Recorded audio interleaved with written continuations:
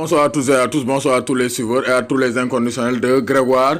Omnisport, ça commence à bouger pour les Lions du Sénégal par rapport au mercato des transferts. Les Lions ils ne savent pas sur quel pied danser, mais il y a des Lions qui savent où est-ce qu'ils vont jouer cette saison 2019-2020. Comme Sidi Sarr qui va quitter Châteauroux pour jouer avec Nîmes. Donc Sidi Sarr va signer un contrat de 4 ans avec Nîmes Olympique. Donc Nîmes Olympique, c'est l'ancien club de Sada Thioub qui a signé à Angers. Donc dans les prochaines heures, Sidi Sarr dina signer fële ca Nîmes pour 4 ans. Donc Sidi Sarr day quitter Ligue 2 française pour jouer en Ligue 1 française. Ça c'est une bonne nouvelle pour Aliou Cissé parce que Sidi Sarr quand même il fait partie des espoirs ou bien donc de la relève au niveau du milieu de terrain de l'équipe nationale du Sénégal. Donc Sidi Sarr va quitter donc Châteauroux pour signer à Nîmes. Pape Ndiaye Souaré dépose ses valises à 3. Donc Pape Ndiaye Souaré vient de signer à 3. Donc Pape Ndiaye Souaré signe un contrat donc avec 3 pour donc relancer sa carrière. L'ancien secrétaire de Djambar et de Lille et de Crystal Palace donc a profité de ce mercato pour signer à Lille en deuxième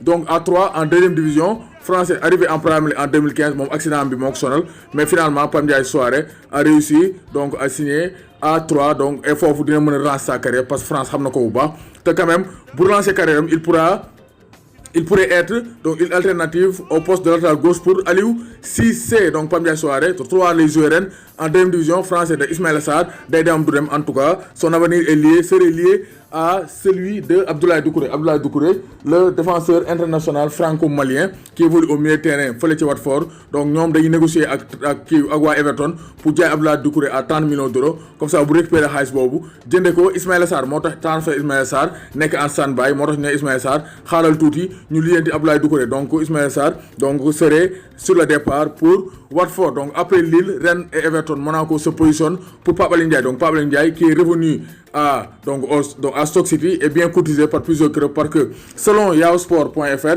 le milieu sénégalais pourrait changer de trajectoire et atterrir en France à Monaco parce que Monaco pare nañ pour teg xaalis pour jënd kii di Pape Alioune Ndiaye mi nga xam ne def na Coupe d'Afrique des Nations bu jéggi dayo le manager de Stoke Nathan Jones moom tamit affirmé na ko avoir eu des discussions avec Badou Ndiaye mais des doutes ont été émis quant à son retour. Donc Pape Badou Ndiaye leeral na ne man bëgguma jouer deuxième division Angleterre. Donc après Lille, Rennes, Everton, Monaco se positionne. Je pense que Pape Badou Ndiaye meilleure option mooy Everton parce que il pourrait remplacer là-bas Idrissa Gana Gueye au milieu de terrain parce que Premier League moo ëpp niveau donc les championnats donc français. Ça c'est très très clair. Donc Fally Ndaw a signé au club africain de Tunis. Fally Ndaw, international U20, ancien joueur désormais de Teungueth FC, a signé un contrat de 5 ans pour club africain de Tunis. Donc Fally Ndaw dem na dëkku Talla Gueye Bambis fële ca Tunisie. Doomu Gaynde Njaay warul tiit warul ragal.